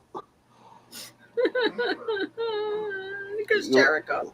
Because Chris Jericho went for a meeting and they're like, pretty much handing out gimmicks. They're like, we have this gimmick for you, and he was going to be the Goon. I guess. Oh, he's Canadian, so why not? Right, but I think the worst part about that gimmick is, oh Jesus God! Oh my God, what was I almost said Power Man 5000, but that's a Max Moon. Max Moon. Power Man 5000 is a band. Do you remember who was originally supposed to be Max Moon? Freaking what's his face? Freaking Conan. But he came in. He did it for like what, 2 weeks or something like that, or a month or so, and then something happened, and he tried to talk about like the whole. Ooh. Oh, who the hell was this guy again? Not Quang. Is that Al Snow in a mask? It looks like his eyes, yeah. Was this supposed to be Shinobi or whatever the fuck? Shinobi. I don't know. I think it's supposed Avatar. God, Avatar. He was like there for 2 seconds. I mean, Oh all my these good. This was the new generation, everybody. Yeah, everybody had a occupation. Everybody had a daytime job. Everybody had a 9 to 5. Repo Man. We can't forget about Repo Man. I mean, Repo Man. Yeah, that was another one. I mean, this was like there was the odd one. Just like the hamburger. There'd be like weird off one characters too, like Waylon Mercy, who like would be. Oh, I never liked Waylon Mercy. I don't like those kind of gimmicks, those deliverance gimmicks. I don't. They creep me out. He was creepy. He looked like a predator. Aldo Montoya, just incredible. What a shame how he's fallen off, man. Yeah, I mean, people. What I say? They do it to themselves. Oh boy. So it's like when you fall, there's nowhere else where falling to go. But somebody used to say he was wearing a jockstrap on his face when he was Aldo Montoya. I mean, pretty much that's what it looked like. It looked like a big old jockstrap. I mean, what was the thing they called the Portuguese Man of War, and they Right. and then he told them to drop the Portuguese part. Like, dude, you're Portuguese. No fucking bad. Yeah, he is. He's Portuguese in real life. Oh, is he? Yeah. I guess he just didn't want to draw the attention to it. I don't know. I mean, we mentioned him earlier because I mean, can you think of a bigger switch from Sparky Plug Holly to Hardcore Holly? He went from being a race car driver to just a freaking goon. Pretty much. I mean, the Ringmaster who would then become Stone Cold Steve Austin. It's like all these weird characters. I mean, before Jay interrupts, I do want to get one character off finally because then this character played a pretty much Sparky Plug. Sparky Plug. But when Mankind came onto the scene in the new generation era, because I mean, we'll talk about later on the Attitude or how much of a bigger impact, but just the whole idea of Mankind where he's the perfect foil for the Undertaker. Oh yeah, such a weird. Like I never, to this day, I'll never understand the Mankind gimmick. Like what were they going with it besides being this weird? He had a mutilator mask. Mental, psychological character. He had poop-colored gear. And dirty ass poop-colored gear, and yanking his own hair out of his head, squealing like a pig half the time. He had 2 different entrance musics. Yes. For when he would win, he would come out. It would be a piano winning sound music. Yeah, but very like disjointed piano playing. Because he would do things with his fingers, and his fingers were taped up. I think the idea was. Isaac Jacob. That's horrible spelling, by the way, for the last name. Holy shit. Isaac. But I think the idea was like his mother would smack his hands if he missed the key. Yes. So like the music at the end, he would win his version of beautiful music. So I think that's one of those things. But you can see, and the way he would walk down the aisle too, almost like he was dancing a little bit, like swaying to the music. Right. We'll save him for. Yeah, to that. Well, when we get to the Attitude, yeah, because he really was major in the pretty much later on in that time, it was a lot of stuff. But so I wanted to introduce, ask you some pop culture questions around this time for the new generation. So, 93. Do you remember which normal pop culture shifts in television, music, and film all make significant impacts? Do you remember? But shows like the X-Files. Do you remember watching that? Yes, of course. Boy Meets World. Love Boy Meets World. And Beavis and Butthead. My favorites. And Boy Meets World, Vader was on that. Yeah, late night talk show host started Conan O'Brien and Dino Letterman. Holy 93? Yeah, and he's still going. Can you name the top song of the year? 1993? Yeah. I believe, wasn't that Whitney Houston, I Will Always Love You? Yes. Wow. Yeah. And then he had everybody in a chokehold. What else? Famous best film of the year. Best the film of the year? Yeah. Bodyguard. No? Was it the Bodyguard? That's what I was saying here, but the science fiction film was a major box office. Oh, Independence Day. Men in Black? Jurassic Park. Yes, Jurassic Park. But that just goes to show you how many phenomenal movies came out in that era. Right. So then let's go into 94. Let's see how well you do here. Best movie of the year. Critically acclaimed and box office success that starred Tom Hanks. Oh, Forrest Gump. Mm-hmm. No, I And love then, them. and then a cult classic from Quentin Tarantino, known for its non-linear narrative and iconic characters. Why am I not remembering the damn name? Come on, John Travolta was in it. Pulp Fiction. Why's my face? You missing my Jay had my face like zoomed, and I have no idea why. Pulp Fiction, yeah. A powerful drama about hope and redemption, starring Tim Robbins and Morgan Freeman. Oh, Shawshank Redemption. Yep. Yeah. A beloved animated musical that achieved massive box office success. Animated musical? Yep. Lion King? Mm-hmm. And then again, it has Jurassic Park as again, but music styles that debuted the grunge music, the grunge music scene continued to be influential. R&B pop, such like Boyz II Men and Salt and Pepper. Salt and Pepper, Boyz II Men, they were huge. Okay, so for this sitcom premiered, it became a cultural phenomenon with its characters and storylines resonating with audience for years. Wait, repeat that again. The sitcom premiered and became a cultural phenomenon with its characters and storylines resonating with audiences for years. Oh, it has to be Friends. Yes. Yeah. Never was a big fan of Friends like that, but really, I mean, that show is a cult classic. 95. This first fully computer animated feature film breaking new ground in animation. 95. Yeah.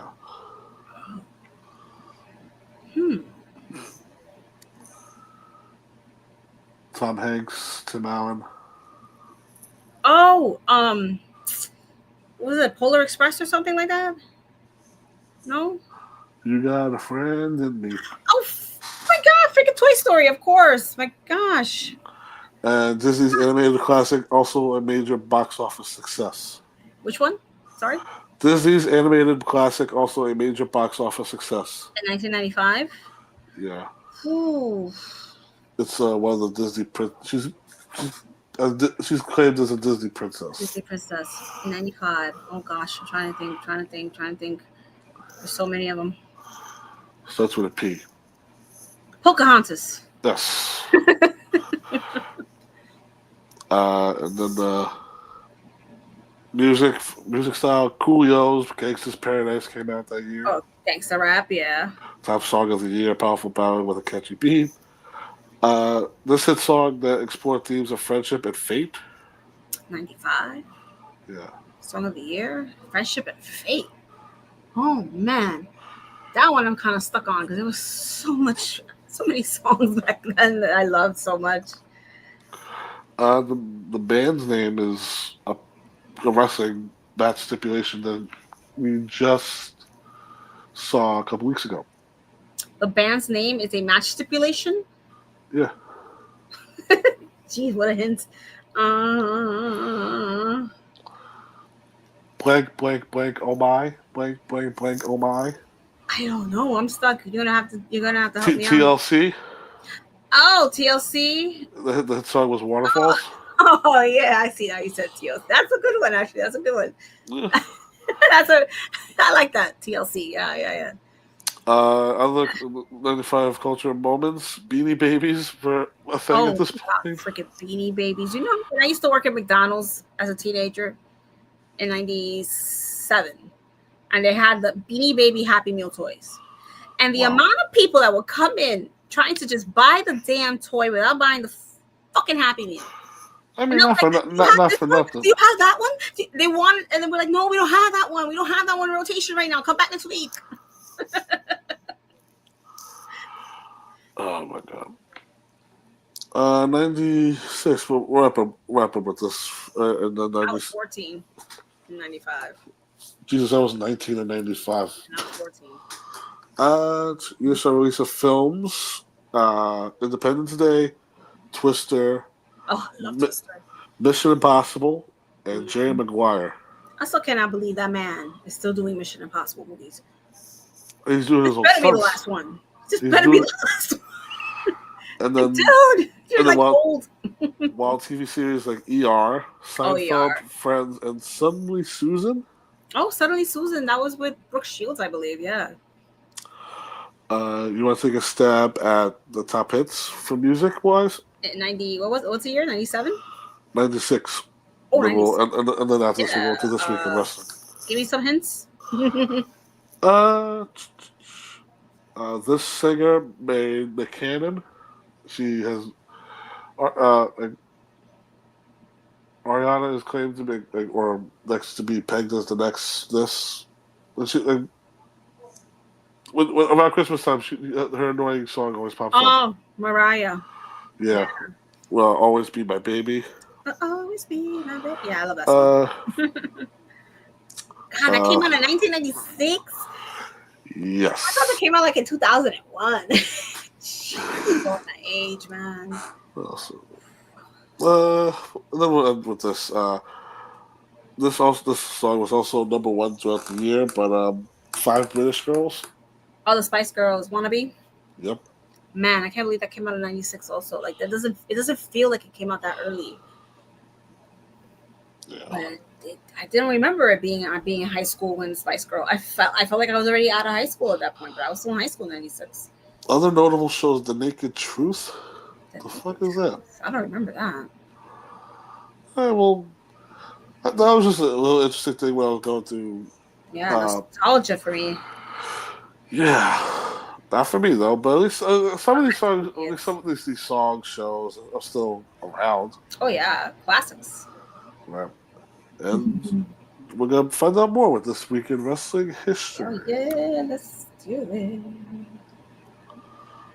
Lower my volume on my phone in case I open Instagram and it's like crazy loud. So God forbid whatever video starts playing. Naked Truth was with Tia Leone. I don't remember it. I mean, I love Tia Leone. I just don't remember. This Week in Wrestling History. All right, let me start off with this one. And This Week in Wrestling on May 8th, 2002, J Sports Entertainment, owned by Jerry and Jeff Jarrett, announced the launch of their new NWA affiliate that would be known as TNA, Total Nonstop Action Wrestling. The press release confirms that the promotion will launch with a unique weekly pay-per-view model on June 19th, 2002. I was not aware. This week we were 2002 where I was pretty much sticking to WWE, didn't know anything else aside. Right. Because once WCW died, that was it for me. I was like, okay, this one company that I know about. Right. Where I wish I was aware early of the early TNA days or early Ring of Honor days, but yeah. Yeah, I enjoyed it.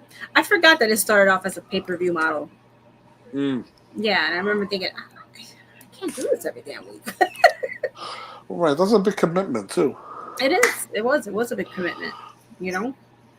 I don't know if like back then like you would have had like pay-per-view agreements. Like I agree to pay like one big sum instead of just like small amounts for every week. It would just be you paying it per show. You know.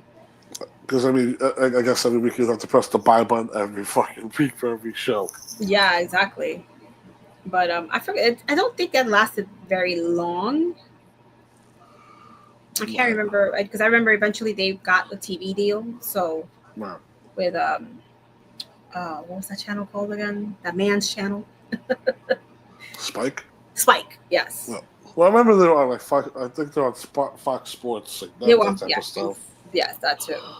It was a long journey to get to Spike, and then it just all went to shit. But we all know that story.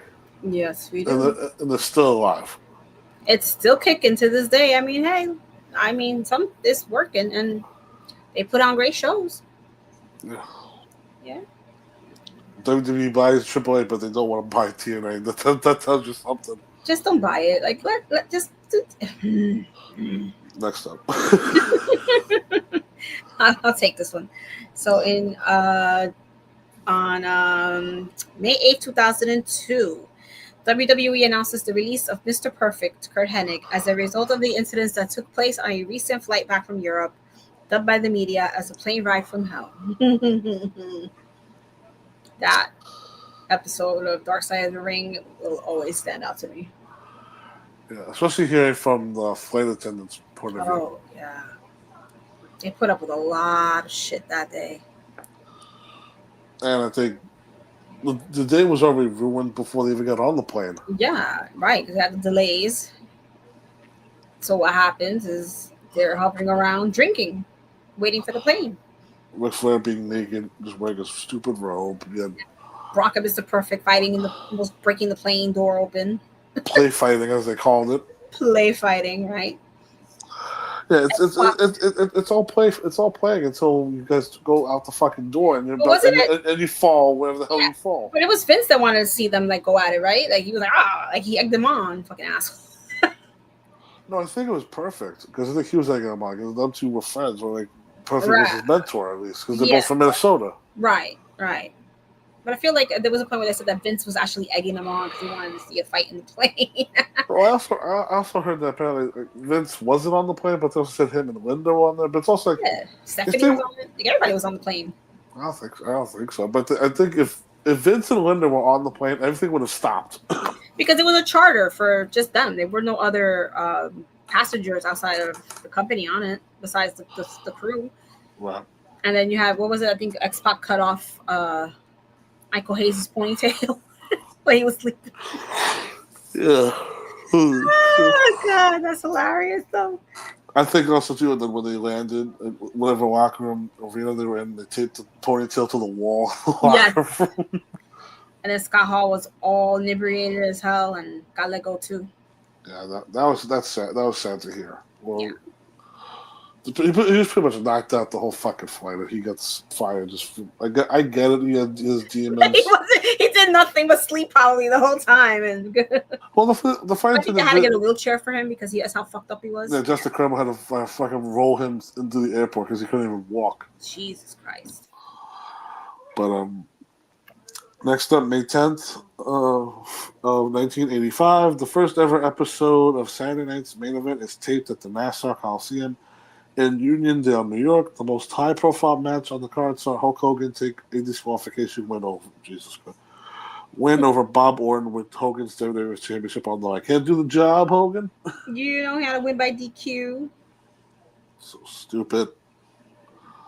Yeah, Cowboy Bob. And we talked about it with Saturday Night's Main Event where they really need to do something to stand it out more, and that now it just feels like another show. Honestly, they just get extra matches in. It's so disappointing. I really thought that they were going to try to. I mean, they have the aesthetic, but I really was hoping they would have some of the elements from the previous shows, like the segments and the video. Like, I really was hoping they would bring it back old school for real. And I mean, like Justin Ventura is the highlight because he pretty much just says whatever the fuck he wants. Literally, he needs to give us two shits. But it was, it's just like you said. It just feels like just another show. Like somebody compared it to like Battle of the Belts. Just another show special they throw on just to, like you said, just to that's true. Because remember, Tony Khan, I think he really didn't want to do those shows, but he was contractually obligated to do it. He had to, right? Yeah. Next up, since they've had one. Yeah, there's a reason. They didn't want to do them anymore. Yeah. And nobody watched them ever. And there were never any like title changes anyway. So. Next up, in 2001, also on this day, it was announced via press release that the Vince McMahon-owned XFL, American Football League, would be closing its doors after just one season. Primarily due to poor and declining ratings, the company would be restarted in 2020, still under the ownership of Vince McMahon, but this time lasted even less time after its inaugural season was cur- cur- eh, Curtailed. curtailed after just a few weeks due to the COVID-19 pandemic, making its future untenable. Whatever the fuck. The company would then be purchased by an investment group fronted by old Dwayne The Rock Johnson with an aim of another relaunch in 2022. And I think it's still a thing, surprisingly. It's just that they Yeah. now are with the Canadian Football League or some shit like that. Yeah, I mean, I always listen. I'm not a sports girl. I don't do Right. sports ball stuff like that. But I always feel like you already got the NFL. That's been around for what, almost like a century already. And I just Why compete with them?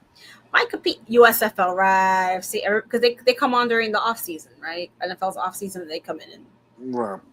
and it's like I get it. You feel, oh, this is a great way to fill space with another, but I mean, it was just weird. It was just weird because you had Vince being Vince back in the. just trying to get his paws on anything that he could, basically. I think there was one time where he was teasing like, if you tune in right now, we'll put a camera in the cheerleaders' locker room so you can see them naked. Huh? What? No. I'll change the channel so that doesn't happen. Such a dirtbag. So stupid. All right, next up. Yeah. So May 11, 2015, due to injury, Daniel Bryan officially vacated the Intercontinental Championship that he had won in an 8-man ladder match at WrestleMania 31 earlier that year. Yeah, pretty much a month later. That's also the thing too, is that he was dealing with a nagging neck injury. So what he'd do, put him in a ladder match. What the fuck could go wrong? Sure, why not? And meanwhile, I think Dean Ambrose was the one that took the sickest bump in that match. He landed on his neck Oh. and still survived. But, still kicking to this day, right? Yeah, still kicking. Yeah. But yeah, this was one of those things where it was a nice moment for him to win it, but then it was reality set back in, and then it was like, oh shit. Like, no, I can't do this. Yeah. Wow. Bryan Danielson. I mean, thank God he left on his own. I don't know. And I doesn't seem don't know like how you describe that with the John Moxley thing. that was wild, but that's what he wanted. I mean, I'm sure he had his input on it. Like, make me go out as dramatically as possible. Kill me. Suffocate me with a plastic bag over my head. Oh, the plastic bag thing. That's one thing. I'm happy they're not doing any more in the storyline. Yeah, that was like, wow, this is wild. Also, May 11th in 2019, Mexican legend Silver King passed away after a heart attack suffered during a match against Juventud Guerrera in Camden Town, London, England. He was 51 years old. Oh, that's so scary. Just when you read these ages out loud, like Sabu passed away yesterday at 60. I know. And Silver King passed away at age 51. 51, like so young. That sucks to read, but It always breaks my heart hearing those kinds of things. That it happens in the ring. It's like,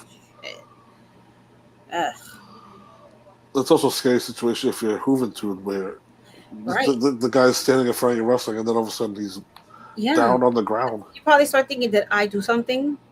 Did I hit him the wrong way? Did I throw him the wrong way? Well, that's how Ray fell when he hit the 619 on Pero, and he just dropped. Right. You have to live with that for the rest of your life. That guilt, that survivor's guilt. Next up. May 12th, 1997, the live edition of WWF Raw from Delaware ended on air with an infamous incident in the real-life rivalry between Bret Hart and Shawn Michaels, and was discussed in depth by the two Hall of Fame legends in their sit-down interview with Jim Ross for the Rivalries DVD released in the early 2010s.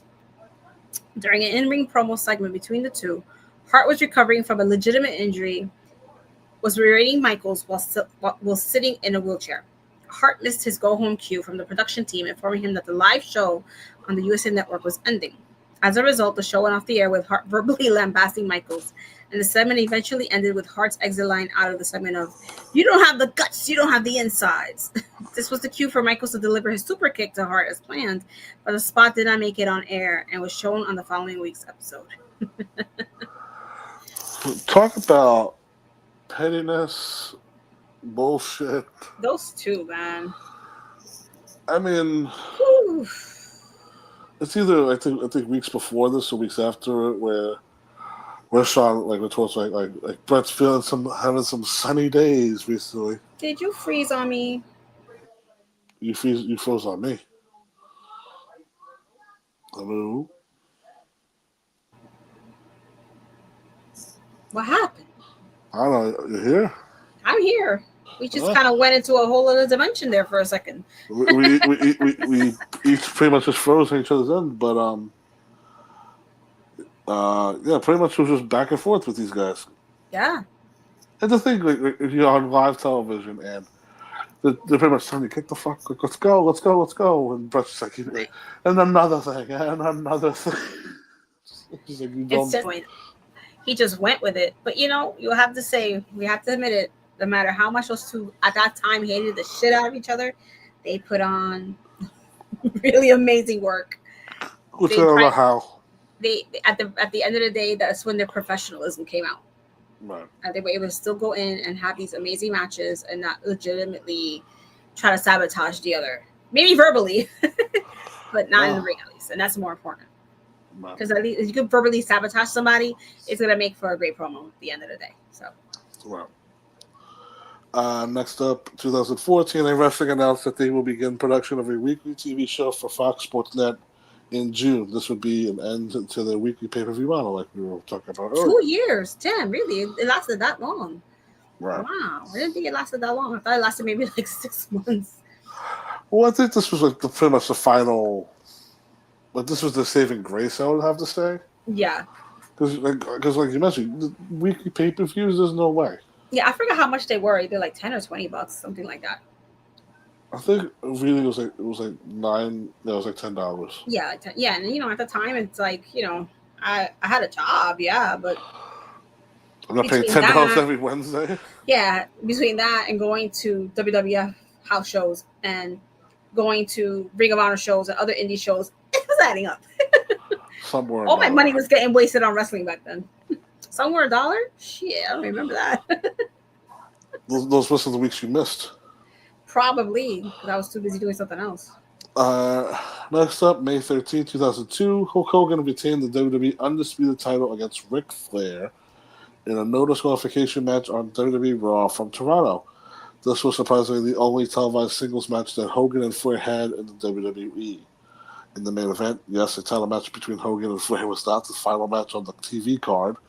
Stone Cold Steve Austin defeated Booker T in a lumberjack match. Also on the card, Trish Stratus won the WWE Women's Championship in a mixed tag team match when her and Bubba Ray Dudley defeated Steven Richards and Jazz, with both the women's title and Dudley's hardcore title on the line. I don't even remember that concept. I mean, it was one of again? I'm moving around, so I'm good over here. You froze on your end for me. Give it a second. Alrighty. There you go. Now you're moving again. Yeah, you're moving too. Okay.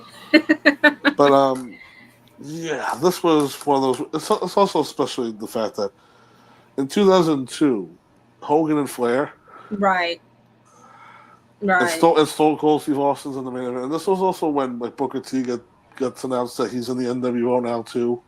Right. So yeah, this was one of those weird 2002 episodes of Raw. Of course, yes. But yeah, the tag team with the 2 titles on the line like that, that's not a bad idea. I think it was also one of those things where, like, before that, like I think like Crash Holly may have ran out and like pinned Steven to get the belt, but like he was officially part of the match, so the match kept going, so that Trish would eventually then win her belt back. Right. Like it was one of those weird things where like, they were trying a lot of stuff with the hardcore towards the end, but then it pretty much died during the summer. It was fun while it lasted, though. Right. And you just take care of the last 2? Sure. On May 14th, 1998, ECW presented an event titled It Ain't Seinfeld from the Elks Lodge in Queens, New York. The event was notable as the night when Taz introduced the world to the FTW belt championship, proclaiming himself as the champion. Definitely one of those interesting storylines where, unless you follow it, you Right. understand why Taz made his own championship belt. Right. Because I think like around this time too, it was when people started getting custom belts, or at least the idea of it. Mm-hmm. Because it wasn't long too when like Austin started walking around with the smoking skull belt. The smoking skull belt, right? Yeah. So, Which was a really cool belt. Yeah. I know there was one version of like there was a Brahma Bull belt. The Brahma Bull belt, right? But they never made TV. It was like one of those ideas where I think they wanted to put it on TV, but I think somebody nixed it, or I think Vince. Yeah. I think Vince probably nixed it because it was like pretty pretty much a rendering of it. Yeah. It's pretty much a copy of what the smoking skull is. Right. Just take the skull off and put a bowl. You know? Yeah. But I think well, now The Rock has some little belt to walk around with, and he's very happy about that. His people's belts. His little toy. My friend, that damn thing looks like a toy. It does, because there's nothing really stand out about it, you know. But hey, whatever. And last but not least, oh Jesus. Last but not least, on May 14th, 2021, ECW mainstay New Jack passed away at the age of 58 due to a heart attack. Crazy ass. As I said, this crazy motherfucker made it to 58. After all the bullshit he did over the years. Yeah, the fact that he made it that long is yes, surprising. And I remember I was dumbfounded when I found out that him and Terry Runnels were a thing at one point. Yeah, during his Dark Side of the Ring, she was being interviewed, and I was like, "What? How the hell did that happen?" Terry Runnels and New Jack? Like, I mean, do you know who this man is? I mean, shit. How did y'all meet? What was the line that made you go, "Oh"? Oh, New Jack! Oh my gosh, you're so insane! Like, it was just, I don't know. On that note, before we lose our minds on this episode, this has been the New Generation episode. Overall, definitely had its place in the world. Definitely had made a mark where certain people did get over, but certain people should have made it bigger. But that's a discussion for another day with certain people we're going to talk about individually. But like, comment, and subscribe for more from us and New York Wrestling Media. Follow us on Instagram at NYWM_History Headlocks. Until then, stay safe, everybody, and have a good day.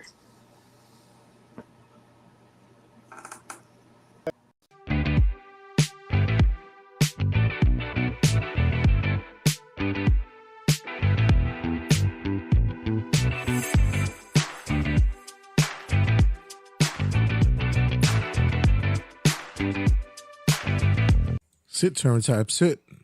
Good boy. Ruff.